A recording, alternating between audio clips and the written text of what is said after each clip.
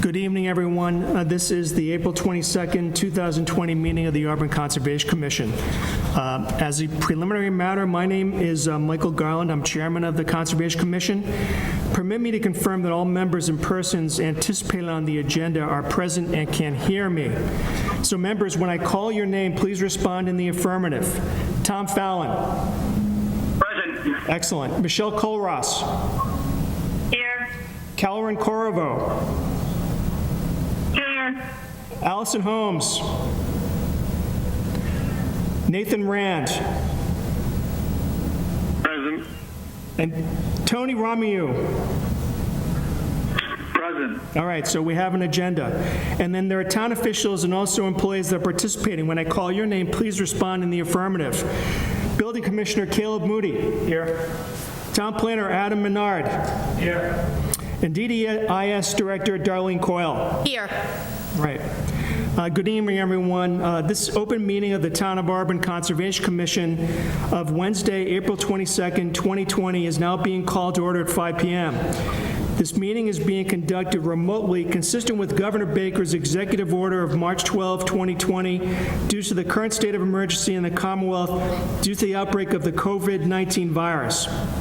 In order to mitigate the transmission of the virus, we have been advised and directed by the Commonwealth to suspend public gatherings, and as such, the governor's order suspends the requirement of the open meeting law to have all meetings in a publicly accessible physical location. Further, all members of public bodies are allowed and encouraged to participate remotely.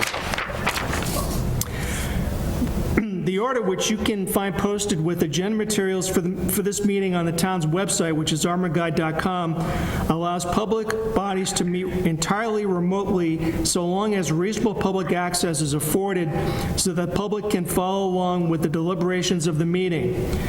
For this meeting, the Conservation Commission is convening by remote participation for the public only, although I, along with some staff, may be physically located in the Selectmen's meeting room in Town Hall. We are practicing social distancing in accordance with the governor's orders. For the public to join the meeting remotely by telephone, call 1-408-650-3123. That is 1-408-650-3123, and enter access code 942-845-549. Again, the access code is 942-845-549. Or the public can join by computer at gotomeeting.com/join/942-845549. That again is gotomeeting.com/join/942-845549. The remote access information has been posted on the town's website identifying how the public may join. Please note that this meeting is being recorded by Auburn Cable Television. Accordingly, those members of the Conservation Commission, employees, and members of the public who participate, please be aware that other folks may be able to see you, and please take care not to screen share your computer. Anything that you broadcast may be captured by the recording. With regard to meeting materials, all supporting materials that have been provided to members of this commission are available on the town's website. The public is encouraged to follow along using the posted agenda. All right, we are now going to turn to the first item on the agenda. Before we do so, permit me to cover some ground rules for effective and clear conduct of our business and to ensure accurate meeting minutes. First, I, as chairman of the commission, will introduce each speaker on the agenda. After they conclude their remarks, the chair will go down the line of members, inviting each by name to provide any comment, questions, or motions. Please hold until your name is called.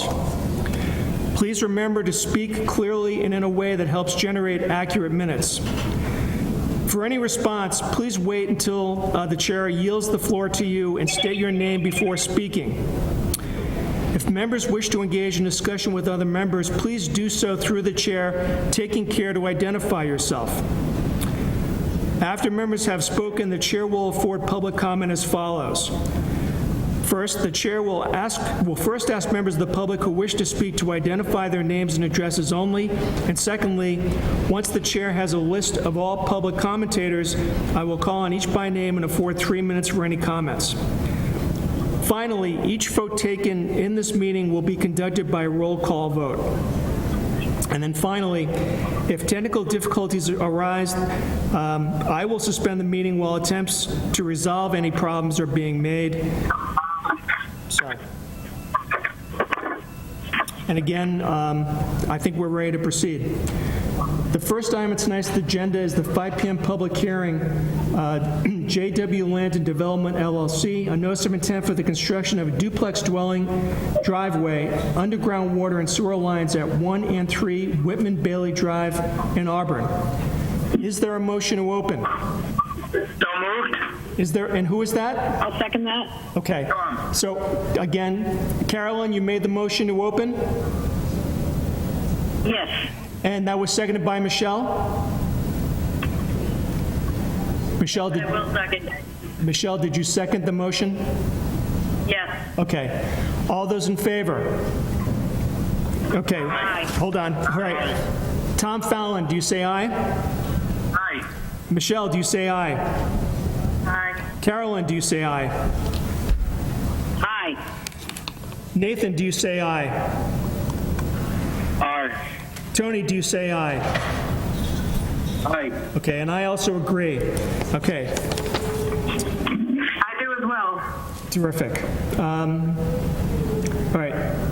Is there someone on behalf of JW Land and Development LLC to present this notice of intent? Yes, it's Justin Stelmach from JW Land and Development. Hello, Justin. Hello, everybody. Very good. How are you today?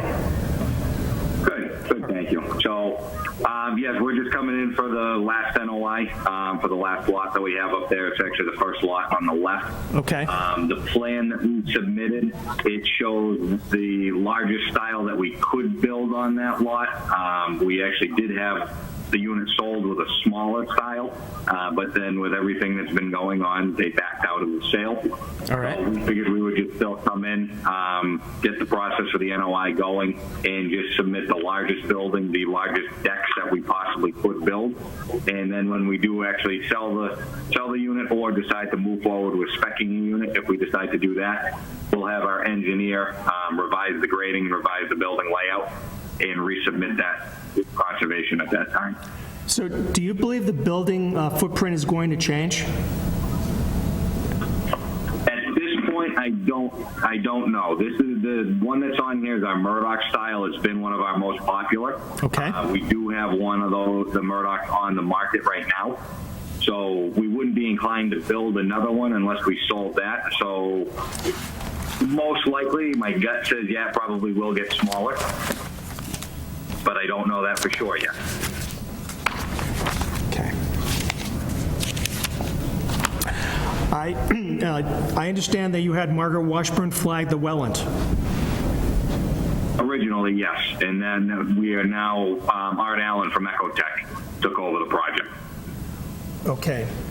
If you would just bear with me for 1 second.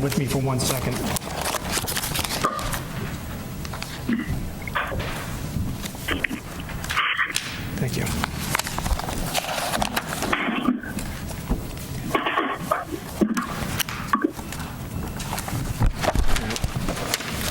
Here we go. I got it. So, Justin, when Margaret had flagged the wetland, she talked about a so-called questionable area. Are you aware of that?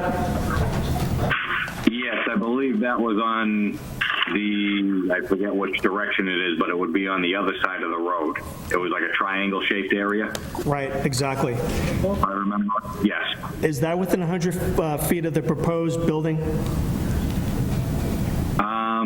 I can't, I'm going to assume no. I don't believe it is, but I don't want to say that 100% to be fact without double checking it. I understand. But that is on the other side of the road.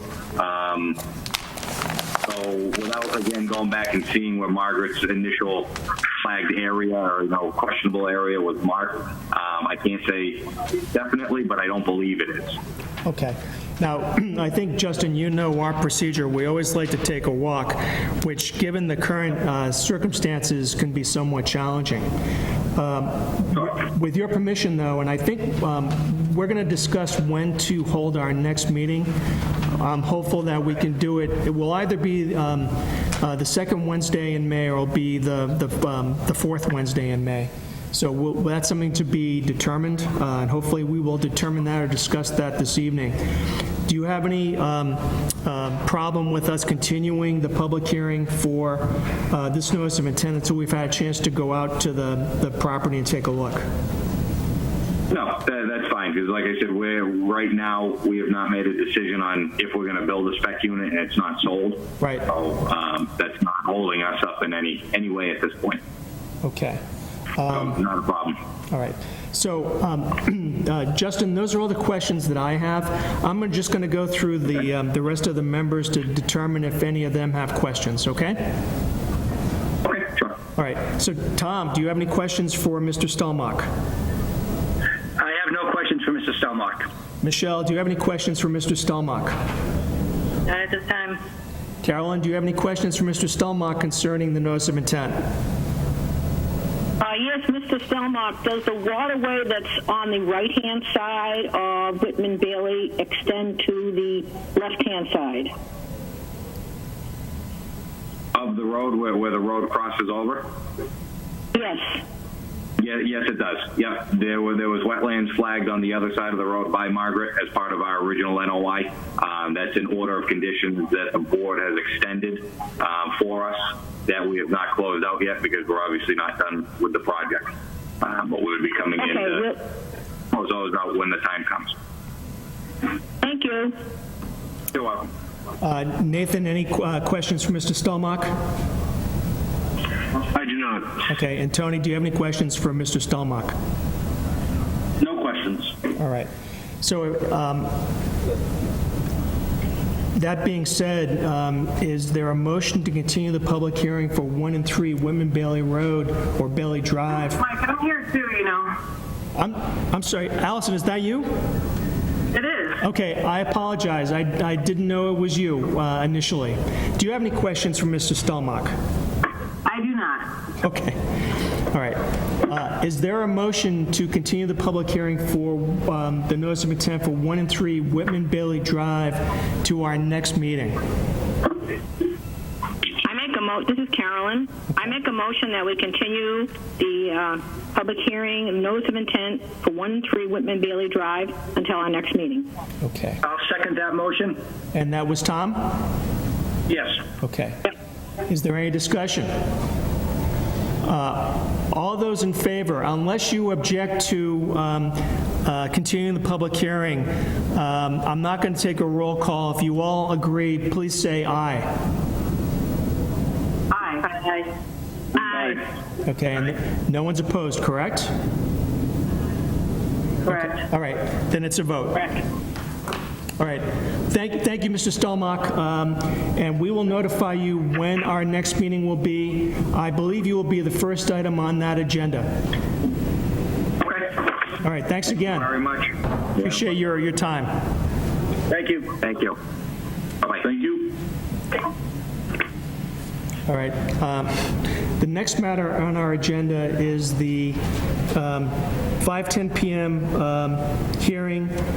The applicant is Wood Environment and Infrastructure Solutions, Inc., on behalf of CSX Transportation, Inc. It's a request for determination of applicability for the confirmation of boundaries of wetland resource areas adjacent to the CSX Railroad right-of-way in Auburn, Massachusetts. Is there a motion to open? Move to open the meeting. And that was? Michelle. Okay. Is there a second? This is Carolyn. I'll second it. Okay. Is there any discussion? All those in favor? Aye. Aye. Aye. Okay. Aye. All right.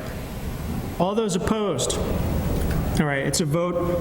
It's unanimous that the motion or the hearing may open at 5:10 p.m. Is there someone on behalf of the applicant Wood Environment Infrastructure Solutions to present this filing? Yes, this is Steve Herzog calling from Wood Environment and Infrastructure, representing CSX. Okay. Very good. Is there anyone else? All right. To my knowledge. All right. So, Steve, why don't you go ahead and present the application, please? Certainly. CSX owns the railroad that passes through Auburn from the New York State line to Worcester, and they perform vegetation management annually by applying herbicide to the railroad where there is ballast, so the crushed stone base on which the rail sits. And every 5 years, the railroad is required to renew their vegetation management plan. Part of that 5-year plan is the railroad is required to seek Conservation Commission approval of our demarcation of wetland boundaries along the railroad.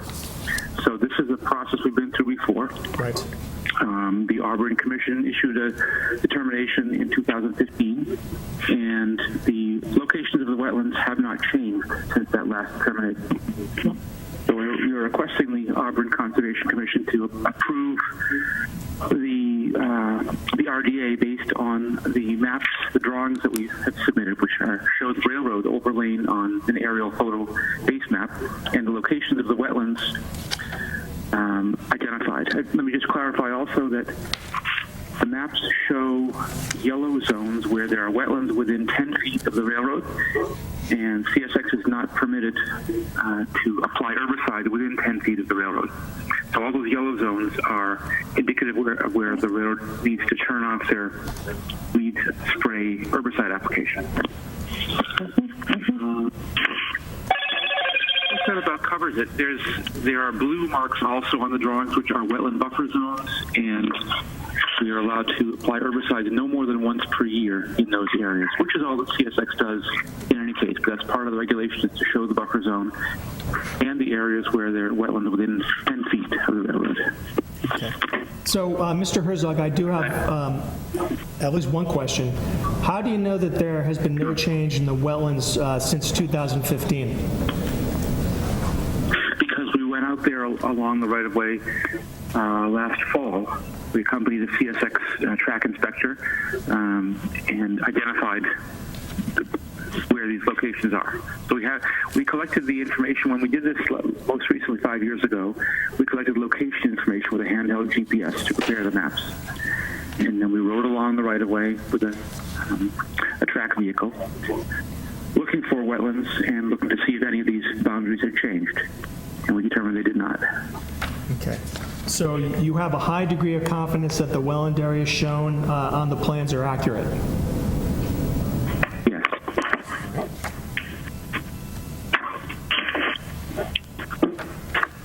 All right. I'm going to go through or call other members on the commission to ask if they have any questions for you, Mr. Herzog. Tom Fallon. No questions. Michelle? Yes, and I know I've asked for this before, and I don't think we got it. Do we ever get a list of the herbicides that you use or that you spray in the wetlands?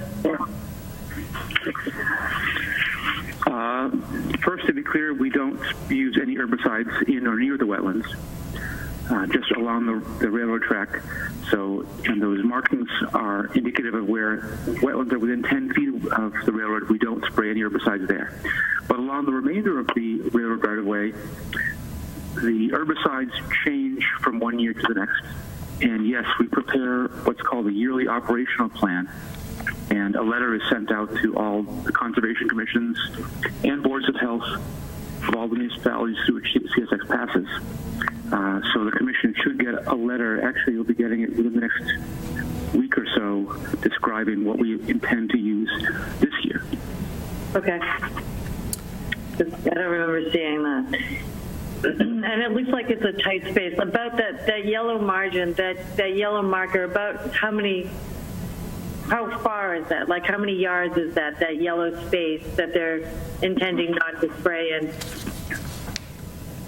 It depends on the location on the crossing. Some of them are associated with a culvert that passes under the tracks, and if there's water or wetlands exposed within 10 feet of the track or within 10 feet of the ballast shoulder, so the roadbed shoulder, then that's where we would not use herbicides. So if it's a simple matter of a culvert, it could be just a few yards. In others, there could be a wetland that's paralleling the tracks for many yards. Now, in Auburn, they generally look small, yellow marks. So you have no idea how. So who's actually spraying this? But they'll know.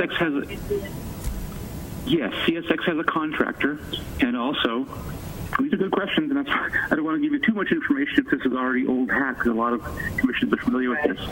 But we have one of our technicians accompany CSX and their weed spray operator with the herbicide operator, which is on a truck that's mounted on the rails. We go along with them. We have all the maps, and we also have a GPS unit.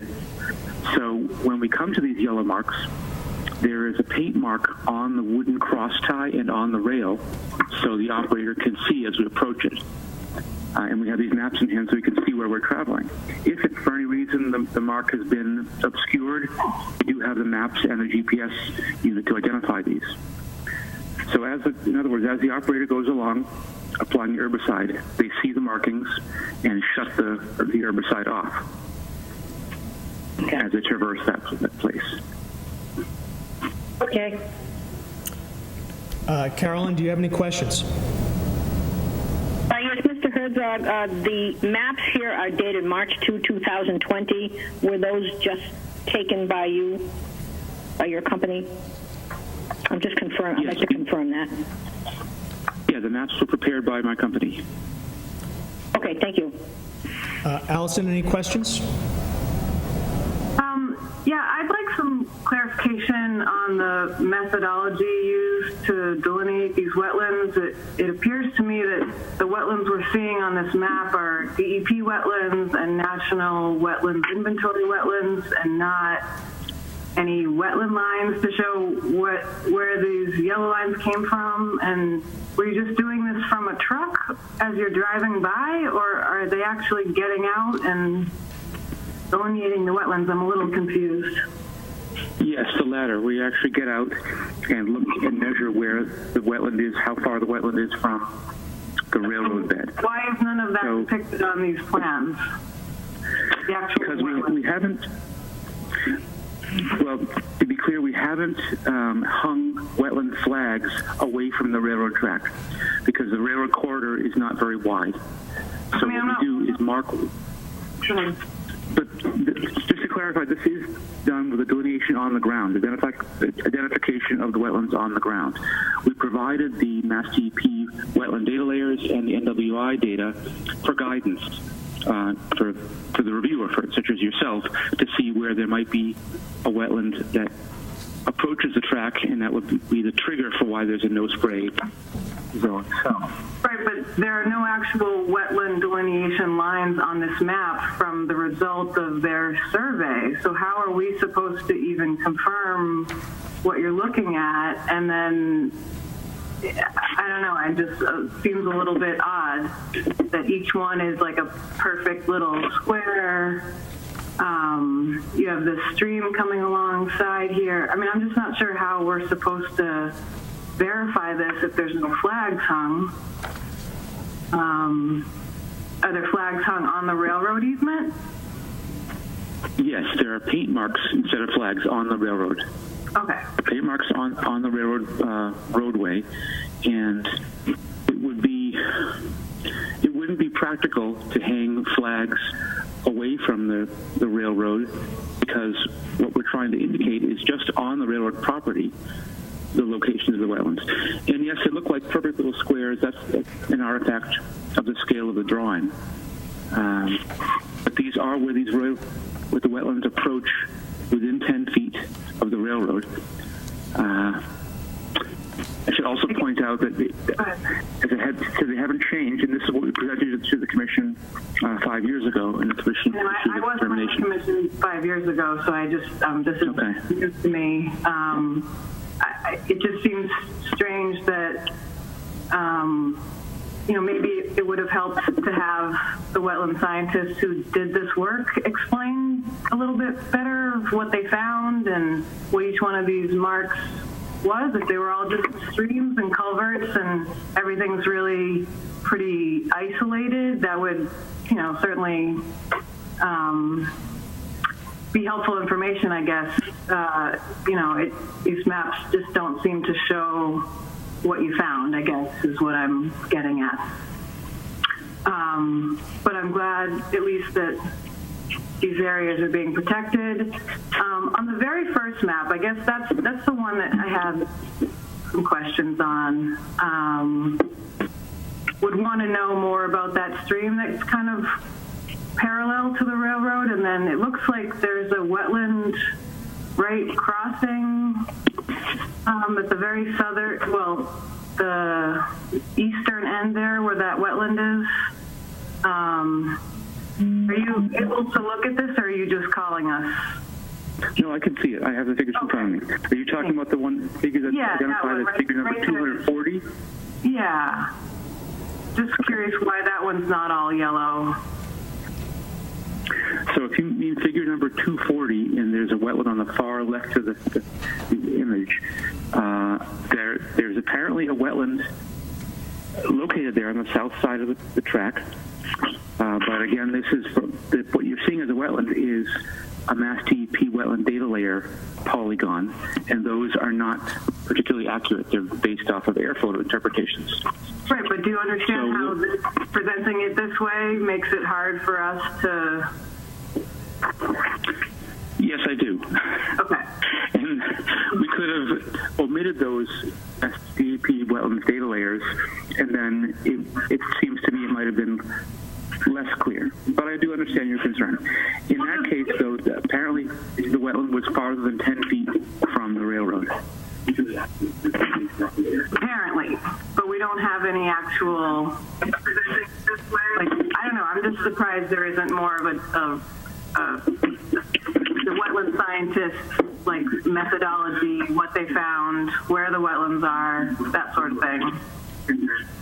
A little bit more detail than these really rough, really large scale. But that's all I have to talk about. It's really just maybe not ultimately going to affect anything, but I just think in the future and in general that these maps could be much improved, and then your case would be a lot stronger. Right now it's a little bit strange to me. And that's all. Thank you. Okay.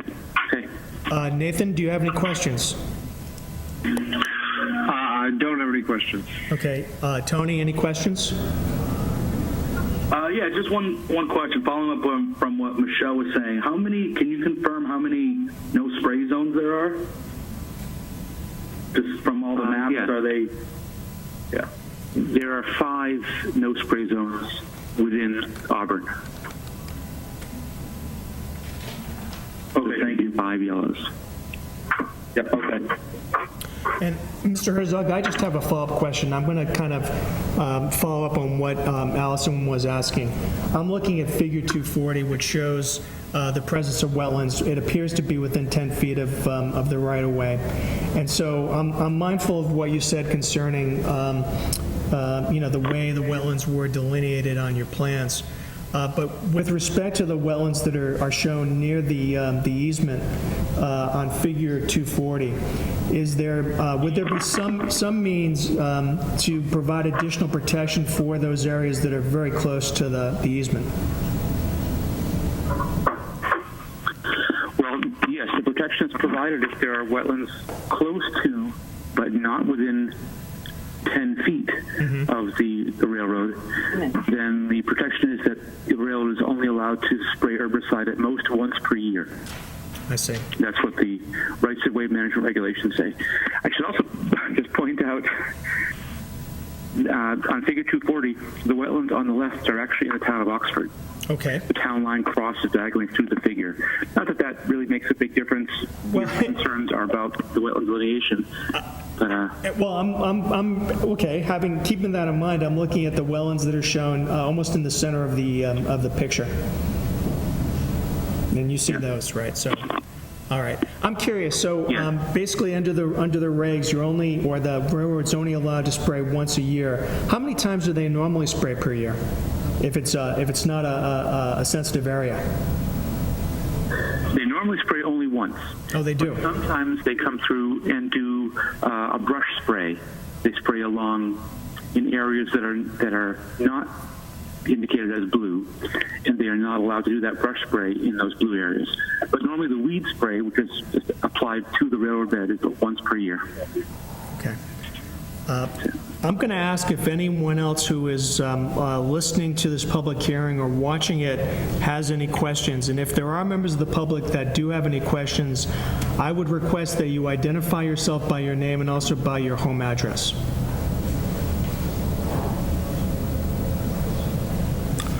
All right, apparently there is no public comment. Is there any further discussion among members of the commission? I'm just wondering, are we going to look at this, or is this not, we don't care? Well, I wouldn't be so bold as to say that. The question is, given the area that's being covered, is this something that we can inspect, Mr. Herzog? I can tell you that it's possible. It is conceivable that I could request from CSX permission to have one or more commission members accompany a CSX inspector and someone from my firm to take a look at the right-of-way. I would advise you not to go on your own because it's a dangerous environment and it is CSX property. But if it's something that you'd like, I can make some inquiries.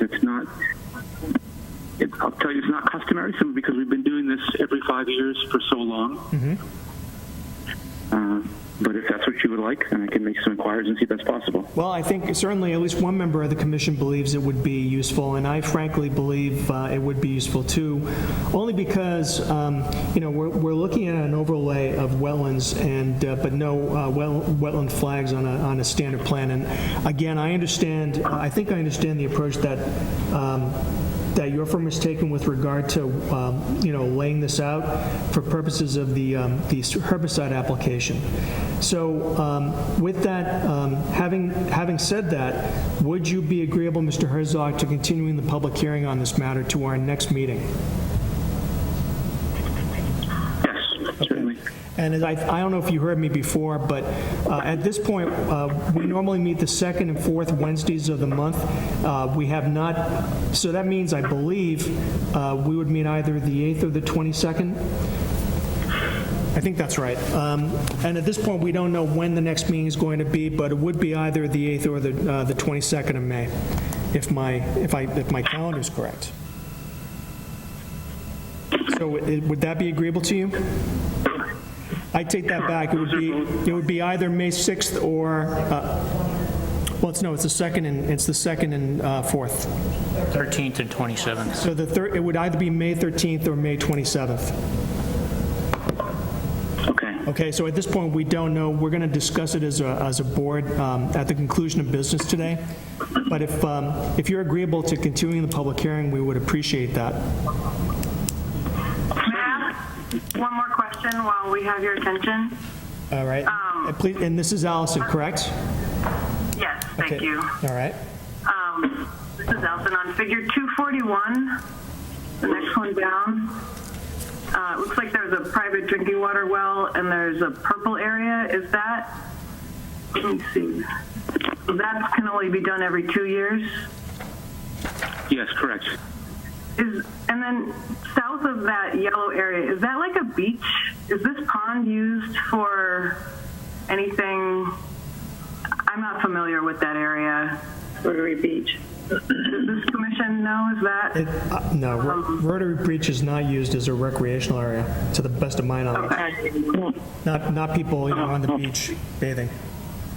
Well, Yeah. I know. I mean, those would be the couple of areas, that spot and there aren't a ton of areas that we could see for a site walk, but the kind of areas where the water is really close and that sort of stuff, I would be curious to look at, but that's all I have. Thank you, sorry. Okay. Having said that then, if there are no other questions, is there a motion to continue the public hearing to our next meeting, whenever that's going to be? I make a motion that we continue, this is Carolyn, I make a motion that we continue this hearing for applicant Wood Environment and Infrastructure on behalf of CSX Transportation, request a determination to our next meeting, whenever that may be. Okay, is there a second? I'll second This is that. Tony. All right, I think, Michelle, did you jump in and try to second?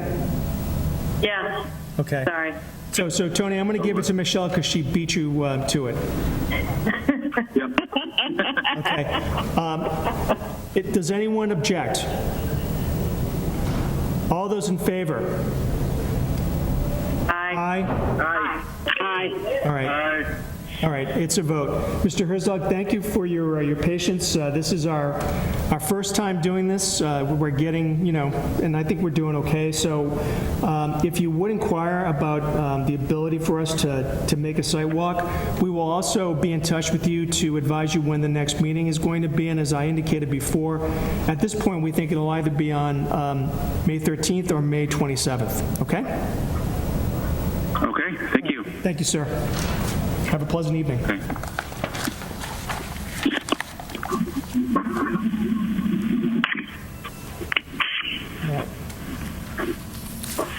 The next item on our agenda was the 5:15 public hearing, VHB Inc., on behalf of the town of Auburn, a notice of intent for proposed roadway improvements on Auburn Street between Millbury Street and Walsh Avenue in Auburn, Mass. Is there a motion to open?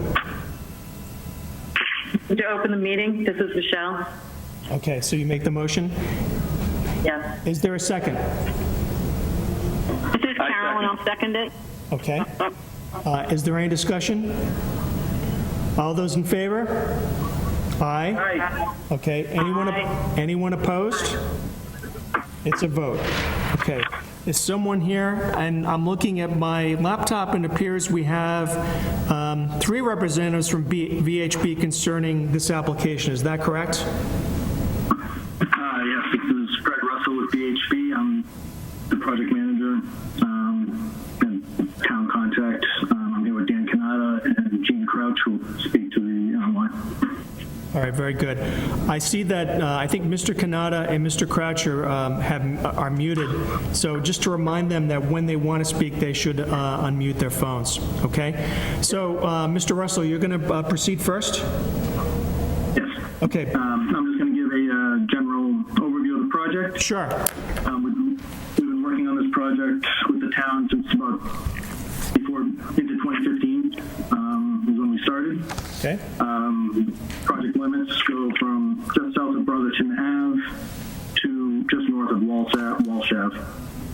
This is intended to be constructed using Mass DOT construction funds through the Central Mass Transportation Improvement Program. This is predominantly a pavement rehabilitation and streetscape project. North of Route 12 and Southbridge Street, we're proposing a pavement mill and overlay. South of Route 12, it was a pavement reclamation project, a full depth reconstruction. And we're proposing new concrete sidewalks, granite curb, new paving throughout the project. We're replacing guardrail and also doing some streetscape features. We have 2 proposed pocket parks. One where the cupola and the existing monument is just outside the fence of the baseball stadium. And a second right by the tennis courts on the northwest corner of Auburn Street and Route 12.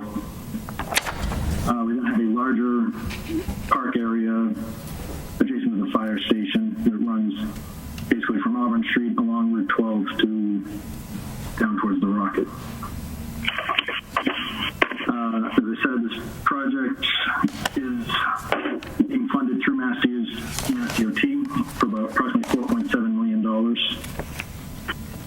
It was actually voted on this, just before this meeting by the MPO to be moved into this fiscal year 2020, which would suggest that it will most likely start construction at the earliest in late fall this year or most likely early spring next year. With that, I'm just going to turn it over to Dan to describe the environmental issues. Thank you. All right. So this is Dan Kanata, environmental scientist from VHB. Just making sure the microphone is good. We can hear you. Thank you. Great. Thank you. So we've provided a version of the plans where we've colored up some of the resource area boundaries. So that should be appearing on your screen momentarily. Just makes it a bit more clear to see what we're looking at in terms of resources in the project limits. Predominantly, our resource areas are associated with Dark Brook and Ramshorn Brook, which run adjacent to the project limits. There's additionally some areas of pockets of BVW along the water courses. We're not proposing any work within any BVW, either temporary or permanent impact, and also no work in the waterways themselves. Work is going to be restricted to 100-foot buffer zones to bank and BVW, as well as the developed 200-foot riverfront area associated with Dark Brook and Ramshorn Brook. This is also going to require work in the locally established buffer zones, the 25 and 50 foot. These are areas that are degraded from their natural state and therefore would not result in any work in there, would not result in any alteration of adjacent wetlands or impede any function of these resource areas. Their floodplain associated with these with the Dark Brook and Ramshorn Brook is not going to be impacted either, so we will not see any resulting impact to bordering land subject to flooding as a result of the projects. And if you do look here, just as you're going through the plans, our riverfront area is called out in kind of a dark purple, and our waterways in blue and bordering vegetated wetlands in green. Our local buffers and 100-foot buffers are also shown there as well. Erosion and sedimentation controls are proposed along the project limits to prevent any secondary impacts during construction as well. All right. I have one question. Is there going to be an increase in impervious ground or area as a result of this construction work?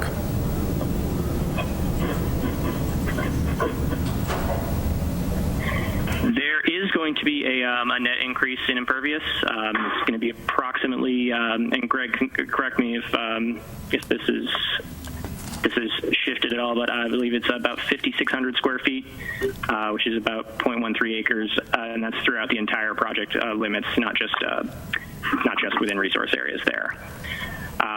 And to manage stormwater within the limits, new deep sump hooded catch basins are also proposed.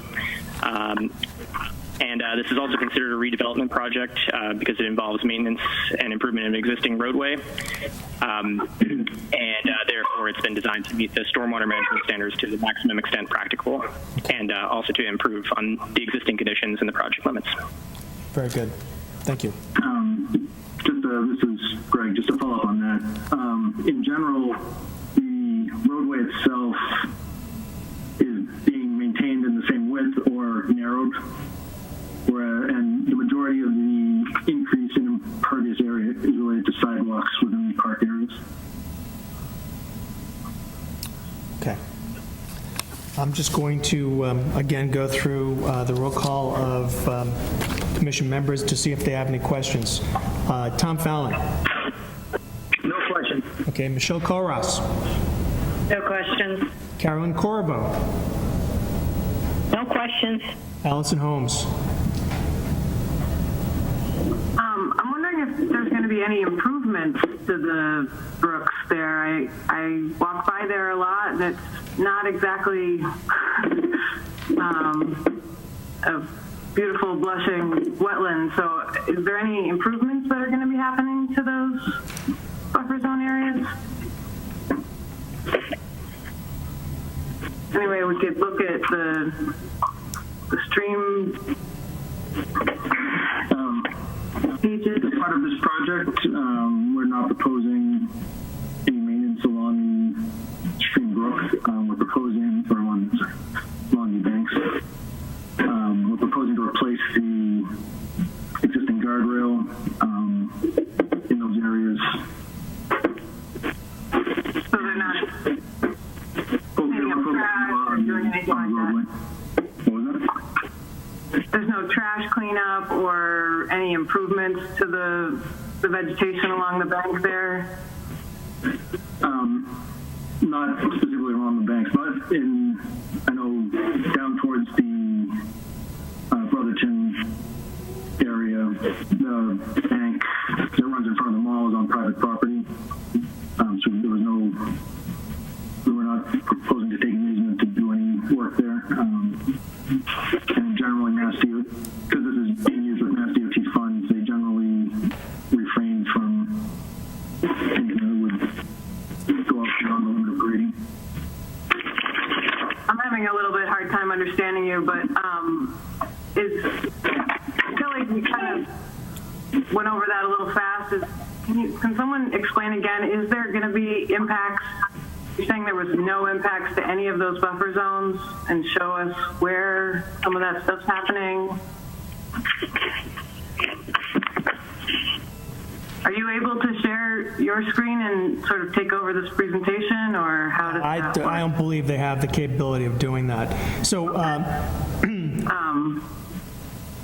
Mr. Kanata, do you understand the question? Sure, yeah, I believe I do. So we do have work in these buffer zones here, but just due to the location of the existing roadways and where the work is going to be on them, all the work is going to be in areas that are previously developed or disturbed, really related with the roadway itself, sidewalks, the shoulders, guardrail. So we're not proposing to encroach into any of these resources here. But again, just due to location, we work in the buffers is unavoidable. And of course, you will. I'm sorry. What I was going to say is you will, of course, establish siltation and erosion control barriers to minimize any disruption of the buffer area, the wetland resource area. Correct? Yes, that is correct. We'll be establishing those between limits of work and the resources. When is this work going to be happening? I'm sorry, you already said that. What kind of erosion control are you going to use? We are proposing compost filter tubes along the limits of work. Perfect. Okay, I like that. But there's no impact to the actual BVW. You're just within. And how? Yeah. Are there areas within the 25 no-build zone that you could explain to us how you're going to be careful in those areas? Or is that not the case?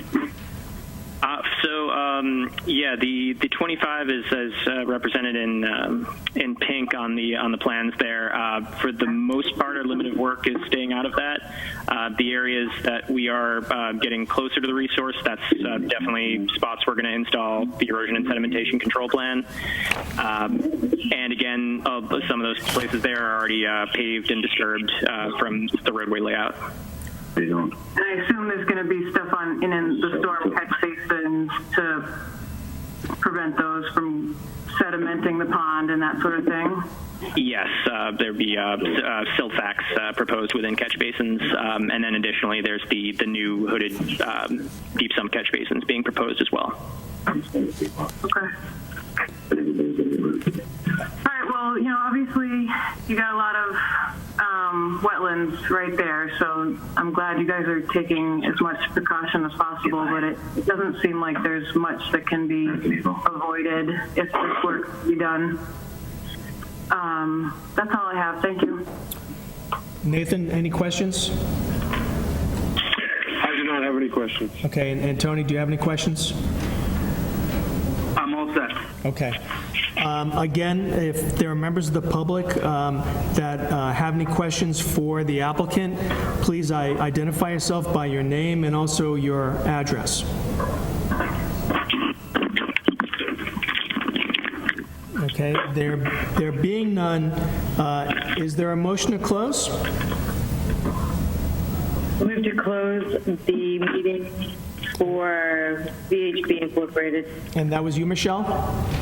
It was. Okay, is there a second? Tom, I'll second. I'll check. Okay. Go ahead, Tom. Is there anyone opposed? All those in favor? Aye. Aye. Okay. All right, it's a vote. Gentlemen, thank you for calling in and for your participation. We will be getting out an order of conditions hopefully this evening, and we thank you for your attendance. Great, thank you. All right, thank you.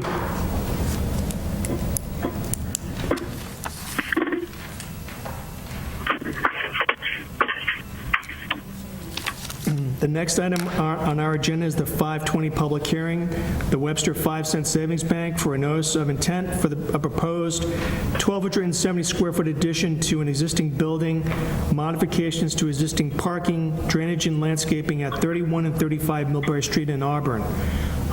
Is there a motion to open? Tom, so moved. Is there a second? Second that. I'll second that. This is Carolyn. Okay, Carolyn seconded that. Is anyone opposed? All those in favor? Aye. Okay. Aye. All right, it's a vote. Is there someone on behalf of Webster 5-cent Savings Bank to present this notice of intent? Yes, Randy Myron here with Randy Myron with Bowler Engineering here on behalf of Webster 5 cents. Okay, very good. So, Randy, why don't you proceed, please? Okay, great. Thanks. So this is the project site here. It's 31 and 35 Millbury Street. It is just under a 10-acre parcel with there's a large wetland on the. If you're looking at the plan here, it's just kind of on the left-hand side. You can kind of see the water feature, today it currently contains an abandoned building.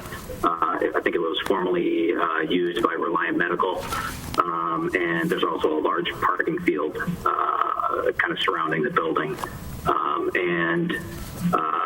Basically, the project in front of you, the proposal is to essentially renovate the existing building and add a small addition onto the building. The building addition is just under 1,300 square feet, and it's located in the southeast building corner, which is the corner closest to basically the intersection of those two streets.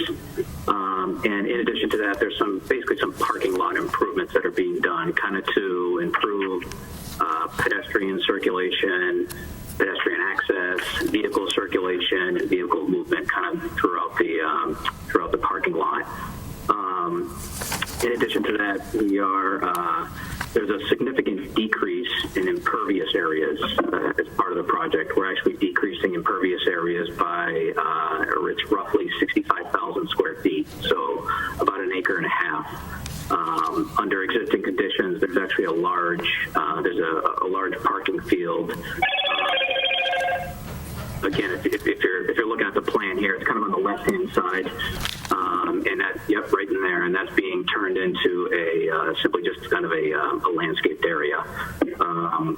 And as a result of the project, as a result of all these the significant decrease in impervious areas, we will be decreasing runoff rates, getting to the wetlands. We're also adding some new deep sump catch basins throughout the parking lot. In addition to essentially utilizing the existing drainage. There's actually one area of the parking lot that actually just kind of sheet flows directly to the wetlands, and we're adding a deep sound catch basin to collect that, so that sheet flow condition won't exist anymore. In addition to that, we're simply maintaining all the utility connections as part of the building. There's new erosion and sediment controls surrounding the limits of the entire project and along the limits of the wetlands. This plan here is simply just an aerial overlay showing again what exists today versus kind of what's being proposed. I mean, that's basically it in terms of just a brief overview of the project. There's a significant amount of landscaping being added throughout the project to kind of break up the large areas of pavement and create some amenity areas for Webster 5. And just to give you folks a little bit of history as to where we're at with this project, we did meet with the planning board last week. The meeting ended up being continued to next week. I think there's a meeting on the 28th with the planning board because we were waiting on some comments, some peer review comments from Graves Engineering.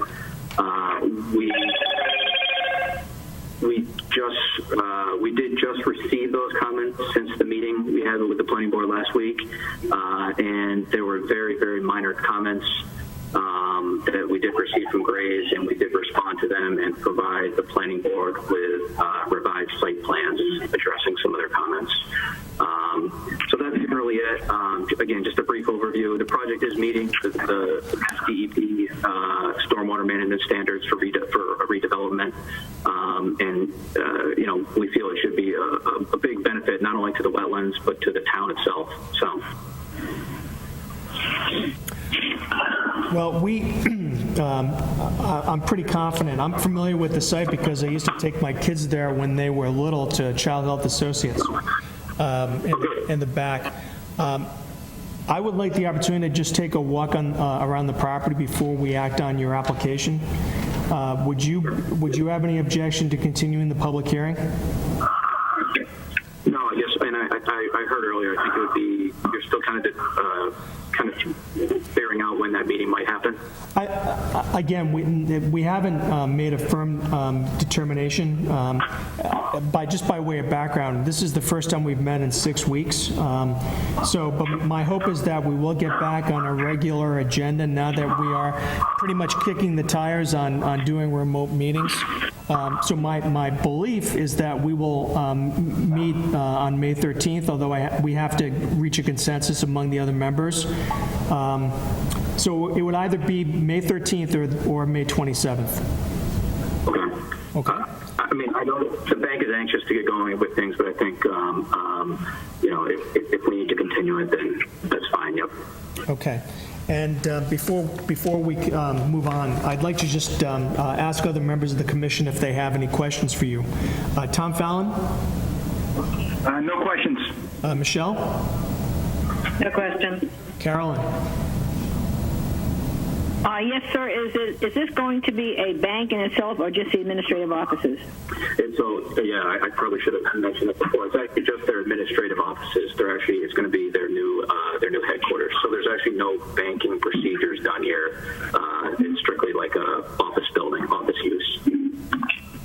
Thank you. I'm sorry. I'm going to cut in just for a minute, and this may be off topic a little bit, but were you asked to do a traffic study by the planning board? We were not. Okay. Allison, any questions? Yeah, I was wondering about the parking lot area on the western side where the wetland is closest within that 25-foot no-build zone. Was there any discussion about possibly, I don't know, removing the asphalt there, or I really appreciate everything you guys have done out here. I think it's a really nice plan. I'm very encouraged by the fact that you're increasing the lawn area on the southwestern side there. But I just wondered if there was any discussion or thought about it, because the wetland's so close there. I haven't seen it in person. A site visit will obviously help us look at that, but Yeah, and I know, so the bank, in order to meet the parking requirements, they need 181 spaces here, and we actually are proposing 181 spaces. So, you know, they did eliminate that large parking field, right in that area. That's turned into lawn and landscaped area. So, and I believe the pavement in that area is as close as, I want to say it's as close as 10 feet to the wetland. So that pavement is all being removed and replaced with lawn or landscaping. But the remaining areas of pavement, they're not being, they're simply being maintained, and they're not being, the limits of the pavement are not being constructed any closer than they exist today. And again, due to the need to maintain enough parking spaces here, they really do need to maintain those areas. Would there be any consideration to using impervious pavement just in that 25-foot no-build area that's so close to the wetland? I mean, I think, you know, I'll just say that again. There's a significant decrease in impervious area by an acre and a half here. So it should be a huge improvement, not only to water quality, but to also the stormwater runoff rates generated from the site. Okay, well, we're just, trying to protect the wetlands here, so I like to at least pose these questions, see if any thought, if there was a reason for it, it makes sense, and obviously the increase here is quite appreciated. Yep. Thank you, that's all I have. Okay. Nathan, any questions? I do not. Okay, and Tony, any questions, sir? No questions. Okay. Is there any public comment? Anyone in the public that wants to speak about this application? All right. There being none, is there a motion to continue the public hearing to our next meeting? I make a motion that we continue our public hearing for the Webster 5-cent Savings Bank Notice of Intent until our next meeting to be determined. Okay, and that was Carol. Tom, I'll second that. And that was seconded by Tom? Yes. Okay. Any objections? All those in favor? Aye. Aye. Aye. Aye. All right, it's a vote. All right. Mr. Fonseca, thank you very much. We will notify you when we are going to have our next meeting in time. Right, and I guess, is there going to be a site walk? There is going to be a site walk. The problem, of course, everything that we do is complicated by social distancing. And so what I think is going to happen is, we will discuss this among ourselves, is that members of the commission will go out there. We may not go out as a group. We may go out individually to comply with Governor Baker's directives. But I mean, you say that the building is not being occupied, correct? That's correct. And there are no trespassing signs that have been posted, right? That's correct. Okay, so I think we can go out there and take a look. We don't need anyone to accompany us. Okay. Okay? Great, I appreciate it, folks. Thanks. All right, thank you very much for participating. Thank you. The next item on our agenda is the 525 public hearing. Scott Henderson, a request for determination of applicability to construct a 3-car detached garage at 7 Hilltop Farm Road in Auburn. Is there a motion to open? I'm so moved. Is there a second? I'm seconded, Carolyn. Okay, Carolyn seconds. Is there any objection? All those in favor? Aye. Aye. All right, it's a vote. Very good. I actually had an opportunity. You will recall, I think, commissioners, that Mr. Henderson has been to see us, I think, at least 2 times concerning the garage. And then we had coronavirus kind of descend on us. I did have an opportunity to go to the property today, and having gone there, I have a much better idea of what it looks like compared with the plan that was submitted. The proposed construction is well out. There's a stream that runs at the back of Mr. Henderson's property, but the proposed construction is well outside the 100-foot buffer zone. I saw no other wetland areas or any condition at the site that would frankly trigger our jurisdiction. And again, that is just my observation. I don't know if any other members of the commission had an opportunity to go to the property, but that's what I observed, and I actually did that this afternoon before I came here for the meeting.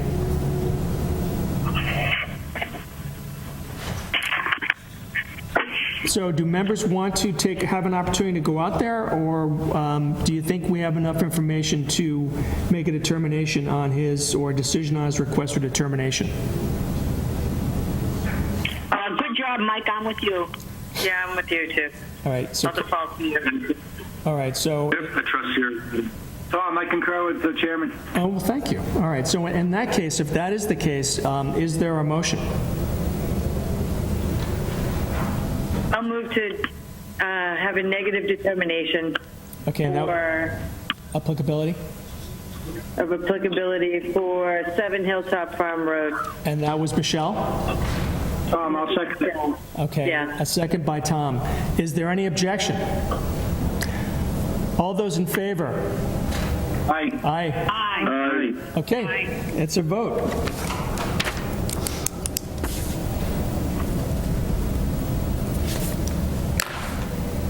All right, the next item on our agenda is the 5:30 public hearing.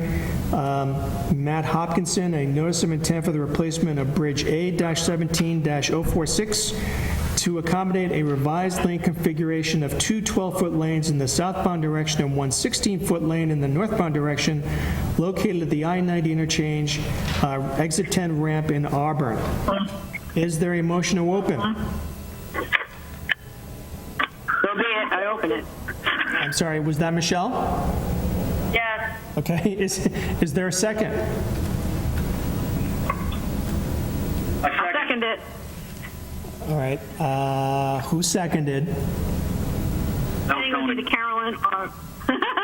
All right, so Carolyn seconds. Is there any objection? All those in favor? Aye. Aye. Aye. Okay. Aye. All right, it's a vote. Is there anyone on behalf of the applicant to present this to the commission?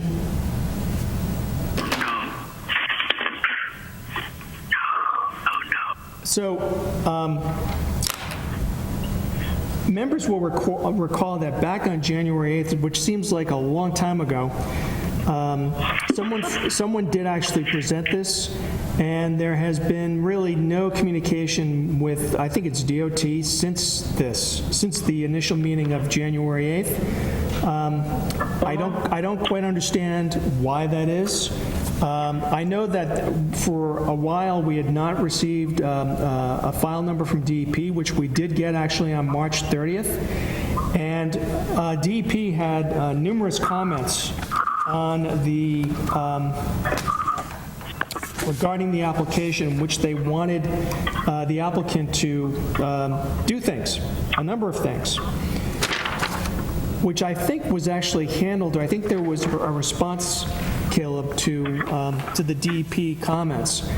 However, we do not operate in a vacuum, and we really do need, if the applicant is listening or eventually sees this meeting, we need someone to come here and tell us that what they've done to address the comments from the DEP.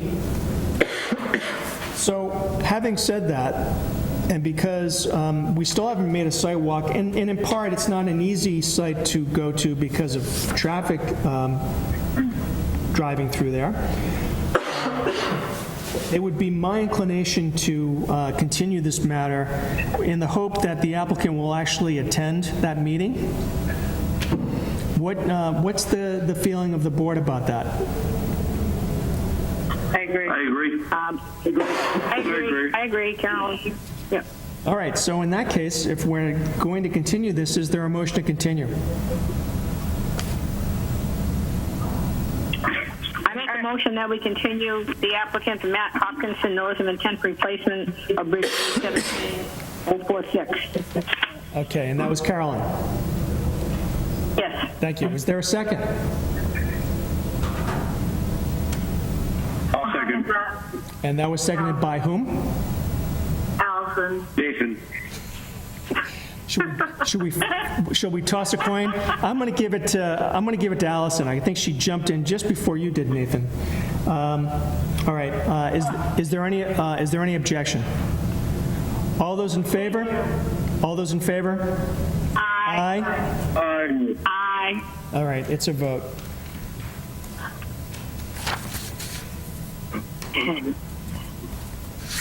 The next item on our agenda is the 535 public hearing. Ecotech on behalf of J. Jill Development, which is a notice of intent for the construction of a single-family dwelling, driveway, underground water and sewer lines at 58 Packagug Street in Auburn.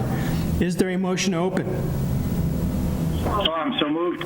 All right, is there a second?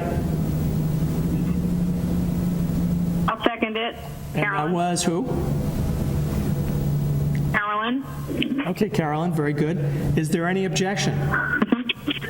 All those in favor? Aye. Aye.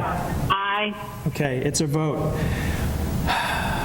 Is there anyone on behalf, I see Art Allen from Ecotech. Art, are you on the line? Correct, yes. Okay, good afternoon, sir. So please present this to the commission.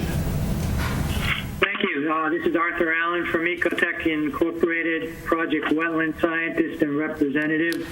And I believe Jay Gadori, the applicant, is also on the call at least. I've been in touch with him by text. But basically, Mr. Gadori asked us to refile the notice of intent for this project.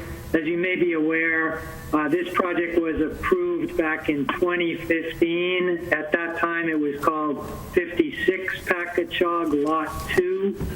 And that was and Mr. Gadori actually just asked me to refile that original plan, which I did initially, but then we supplemented it just last week with the plan you see in front of you now, dated March 4th, 2020 by B&R Survey. So they did an updated plan, and they have the correct or the updated site address.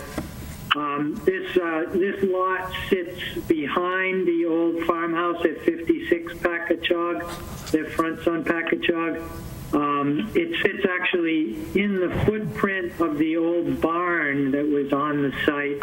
That barn was torn down after the 2015 order was issued. They also had they found an underground storage tank also while they were doing that demolition, and the site was remediated under DEP, properly remediated and closed out through DEP. So in the process, before they got around to replacing the barn with the single-family house, the order expired in 2018, and Mr. Gadori just recently asked us to refile. So that's the project you see in front of you now. It's actually slightly further away from the wetland than the old barn was. The proposed house is 52 feet from the wetland at the closest point. The erosion control line is up there now. Mr. Gadori just replaced the original approved erosion control line. That's in place.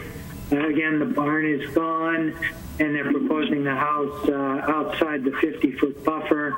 There's a slight decrease in impervious area from the old barn to the new house and driveway, so a decrease in impervious area within the buffer zone. DEP just issued a file number today, which you may be aware of. If you're not, I can provide that to you. We have it. But that's essentially the project at this point. Okay, so I'm curious, when Mr. Allen, when you say that DEP closed out the 21E issue. Is there correspondence indicating that they inspected it and they're satisfied that the underground storage tank that was there was removed and the site's been remediated? Right,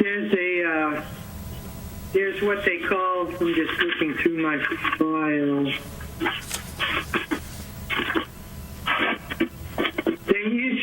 They issued closure documents,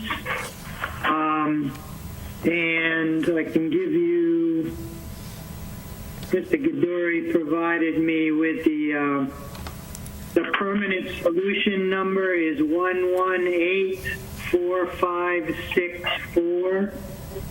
That's the DEP permanent solution number that was provided. And I do have a copy in my file of the paperwork from the licensed site professional, Bill Corriger, the removal of the storage tank and the soil excavation and disposal. When was that done? Mr. Gaduri, are you on the call? Can you answer that question? That was done at the beginning of February.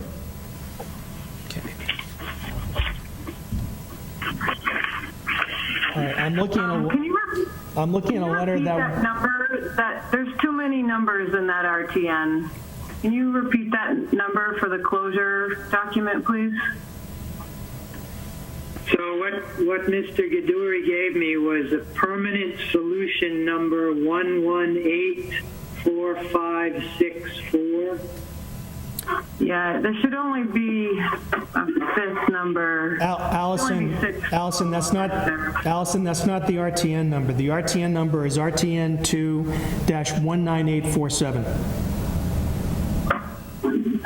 And Thank you. Okay, you're welcome. And I'm looking at a letter that was sent to the Board of Selectmen from W.E.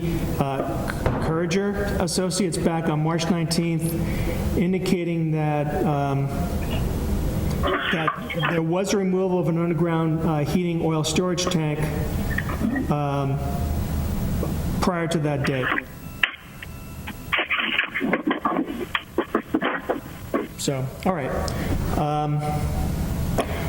I was actually at the site today, and I can confirm that erosion control measures have been established. This is a lot that is behind an existing property at 56 Packagug. The house to the left of that lot is 60 Packagug Street. So in any event, Mr. Allen, as you probably know, I think we had been out to the site. In fact, I'm sure we went out to the site back in 2015. I have a memory of it when it was rough graded. Clearly, it doesn't look like that anymore. Would members of the commission who were not members back in 2015 care to make a site walk? Yes. Okay. So Mr. Allen is well aware of our customer practice. When we get an application in, we usually like to take a site walk. And Mr. Gatory, if you would indulge us, we would like to have the opportunity to take a site walk, which would require you to agree to a continuance of the public hearing to our next meeting. Is that agreeable to you, sir? Yes, it is. Okay. And I think we are currently debating when our next meeting is going to be. I can say with some assurance it will either be May 13th or May 27th. We haven't decided that yet, but we will be making a decision this evening about our next meeting. So but before we act on the continuance, I'm just going to ask if any, just going through our roll call, if any members of the commission have any questions. Tom Fallon. No questions. Michelle Colross. No questions. Carolyn Corvo. No questions. Allison Holmes. Are those flags going to be still? Are they still hung or? No, at this point, I was going to ask if you'd like to have the flags back in. Those are the locations of the flags from 2015, but it has not been reflagged, and I can do that prior to your sidewalk. I'm only curious about the two that are closest to the building there. They don't have to redo the whole thing. Okay, I can get those in. I think that would be helpful. Thank you. Okay. Nathan, any questions? No questions. And Tony, any questions, sir? No question. Okay. If there's any member of the public that's been listening to the meeting, if you have any questions, please speak now. Identify yourself by your name and your address, please. Okay. There being none, is there a motion to continue the public hearing in this matter to our next meeting in May?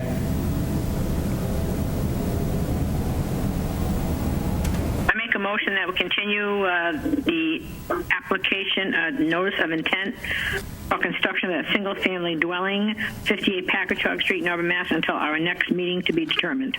Okay, and that was Carolyn. Yes. This is Allison. I'll second that. Okay, and are there any objections? Thank you. All those in favor? Aye. Aye. Aye. It's a vote. All right. Mr. Allen and Mr. Gatory, thank you for participating. We will notify you when we're going to make the site walk and also when our next meeting will be. Thank you very much. Thank you, gentlemen. Thank you.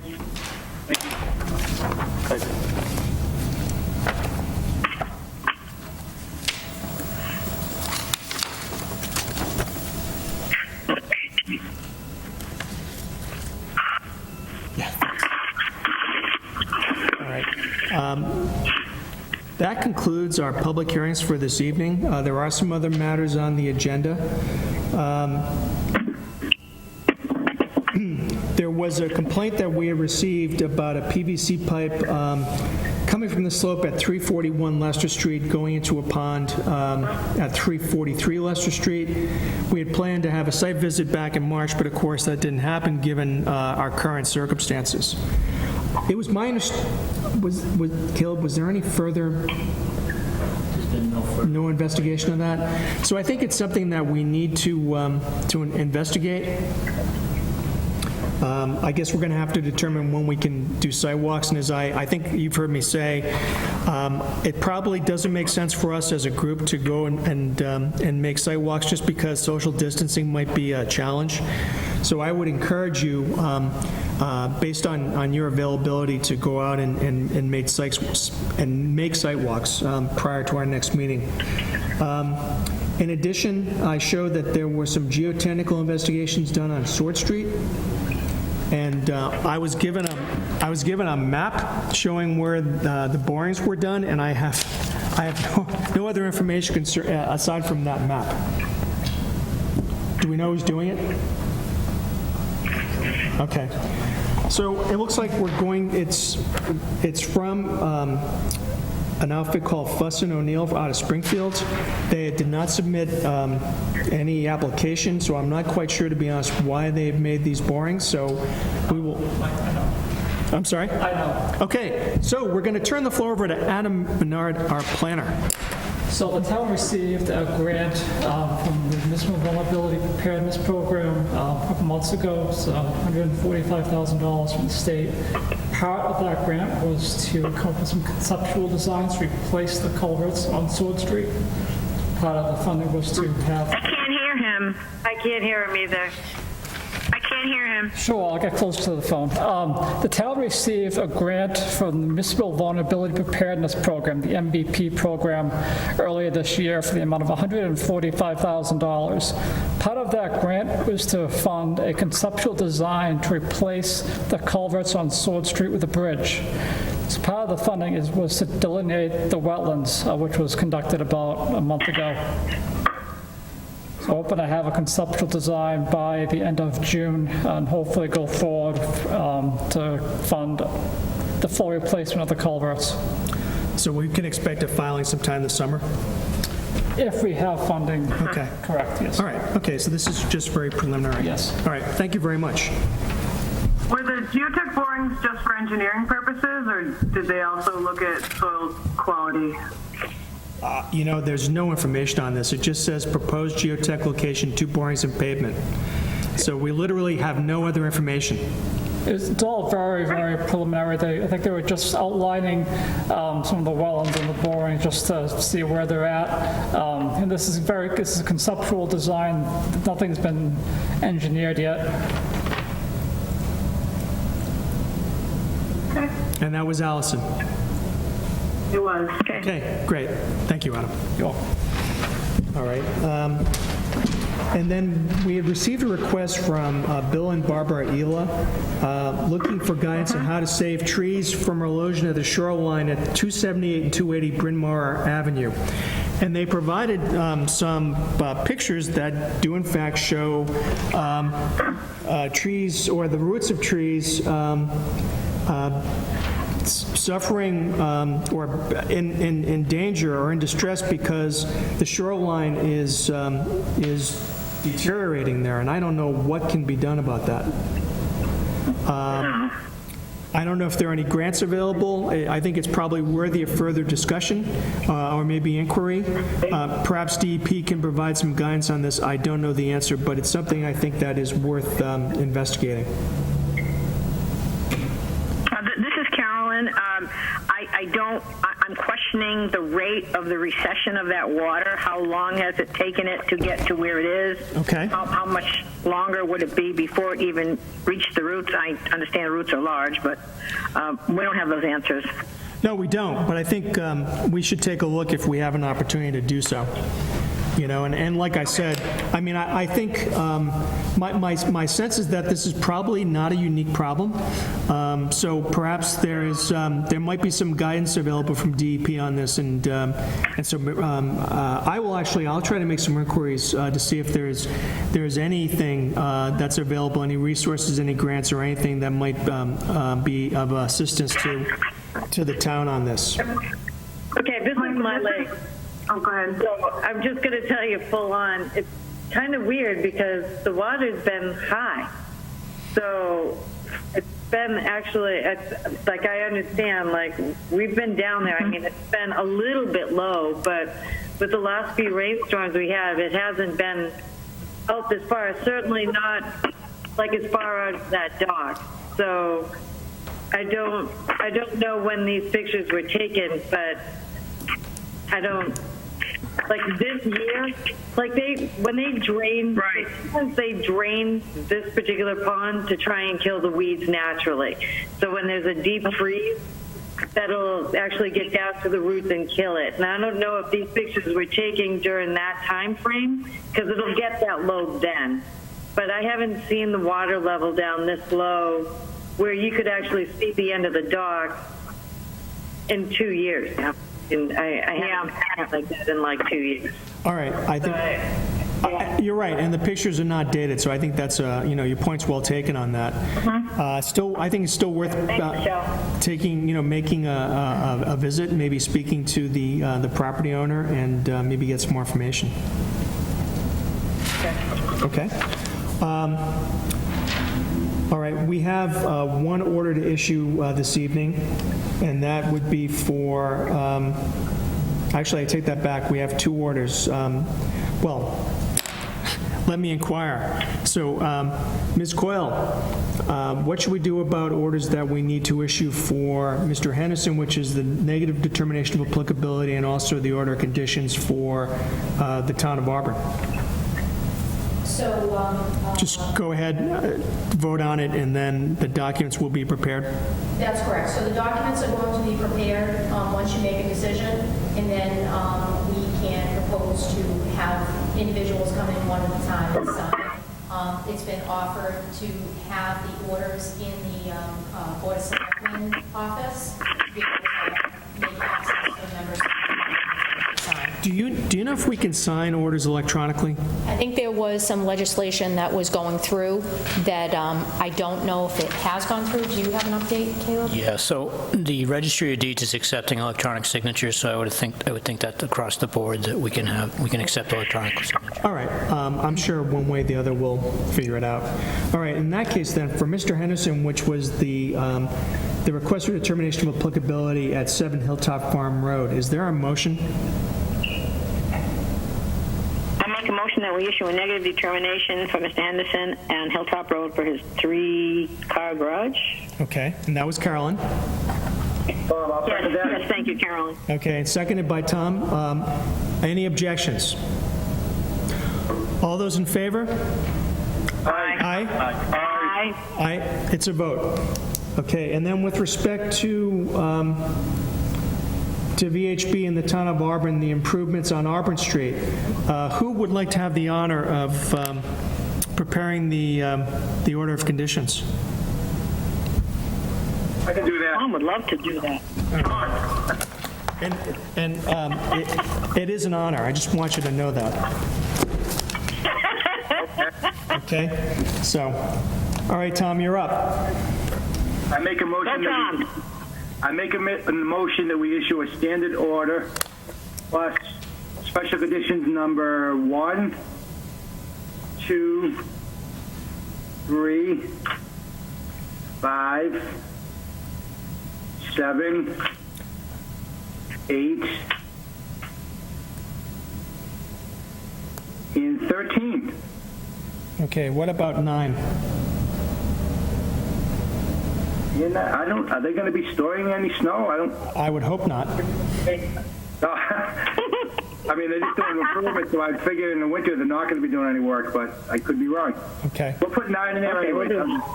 Okay. Better put it in. I'm so sorry. This is the order of conditions for the road improvements on Auburn Street. All right, so just to repeat what Tom said, standard order of conditions plus 1, 2, 3, 5.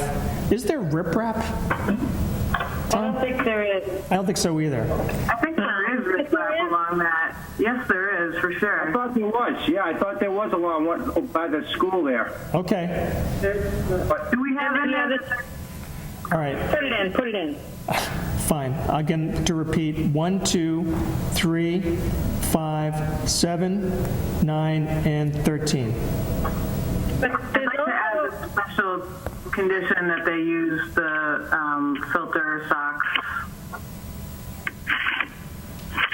It was already in the plan, but I think we should put it in there. Well, anything that's in the plan, anything that they have submitted, they're going to comply with. It's part of the filing. All right. Unless you want to put in some extra language. I mean, I'm a little sad that they're not doing anything. You know, they're going to do all this work out there, and they're not going to make the stream a little better. But not much I can do about that. So. I mean, I think it's not included in the scope of their work, and I don't frankly think we can make them do it. Right. It's just how much of the bank is going to be disturbed, and then they're just going to put it back. But if it's filled with trash and sediment and all kinds of road salts and all this stuff that's come off, but anyway, sorry. Okay. Go on. All right. There is an endangered species area that they've noted in the plan. So shouldn't 10 be in there? absolutely. 10 should be in there. All right, so I'm just, again, to make sure the record is clear. Tom's motion includes a standard order plus 1, 2, 3, 5, 7, 9, 10, and 13. Through the chair, I believe Tom said Not 8, okay. Condition number 8, he did say. Oh, and again, condition number 8. I'm going to try this one more time until I get it right. Standard order plus 1, 2, 3, 5, 7, 8, 9, 10, and 13. Bingo. Is there a second? I'll second that. Is there any objection? All those in favor? Aye. Aye, aye. Aye. Okay, it's a vote. Thank you, commissioners. The final matter, well, is there any other new business? No. I would just like to thank you, Mike, for running a wonderful evening here, and all the commissioners for being present, and also to Caleb and Adam and Darlene. And thank you very much for all your input. I think it's gone wonderfully. So on to your last item. The last item is, when do you want to meet next? I'm going to make a pitch that we try to meet on May 13th. Through the chair, there are 2 new applications that have come in, plus the 5 continuances from tonight. It won't be our decision. Oh, I think it is our decision, unless I'm overruled by the powers that be. Oh, okay. I mean, and I'll explain to you why. I mean, I think the meeting, I think, went well tonight in the sense that we weren't overwhelmed by the agenda, but we did have to continue a number of the public meetings or hearings. We need to make some site walks, which, you know, we're going to have to do pretty much on our own. I would like to have the continuity of being able to meet in a few weeks as opposed to another month from now, but that's just me. If there's a strong opinion against not meeting on the 13th, by all means, please, raise your objection. I know, Mike, my question was whether it would be remote or in the planning board room.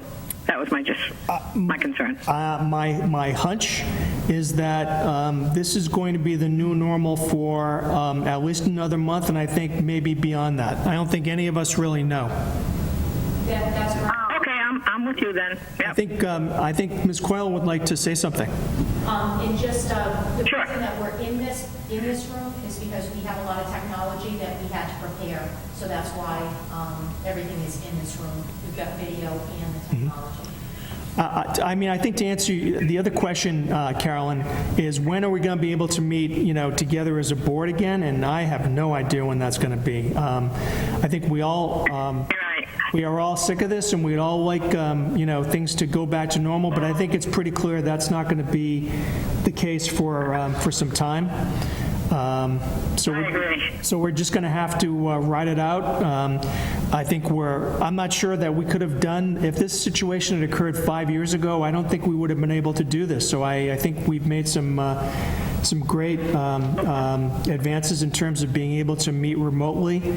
So I'm encouraged by that, and because things need to continue as best as we can do it. So. All right, so... Michael, would 7 or 5 p.m.? I'm sorry, Allison. I think if we do this again remotely, I have two comments. One is that I really think the presenters need, if they're at least using a computer, they need to be able to take over the screen and show us things and point things out and zoom in on their plans. I've been to other meetings now, and I don't know if that's possible with this platform. Can anyone tell us if that's... I think Caleb has said that it is possible, and I think that will really be determined by the tech savvy of the applicants. But there are certainly ways. I mean, so I agree with you. And then also, I think we really need to have everybody muted. And if they're not talking, then once you're talking, you unmute yourself. But there was just a lot of, I couldn't hear, and a lot of other noises. Usually the person who's running the meeting can mute everyone else. I can't do that. So, your point is well taken. And in terms of... nice job by everyone. Yeah. In terms of, so I think we're agreed we're going to meet on May 13th, and my preference is that we start at our normal time of 7 p.m. Is that agreeable? Yes. Sounds fine. I'm fine, yes. That'd be much better. Okay, yeah. All right, so I think what we'll do is that we will, an agenda will be developed for May 13th. In terms of the continuing hearings, I think they will probably follow in order the way they appeared on the agenda for this evening. I think spacing them out 10 minutes apart is probably the best way to do it. And if there's nothing else, is there a motion to adjourn? Make a motion, we adjourn this meeting. And that was Tom. Is there a second? I'll second that. That was Carolyn. Second that, Carolyn. Is there any objection? All those in favor? Aye. Aye? Aye. All right, it's a vote.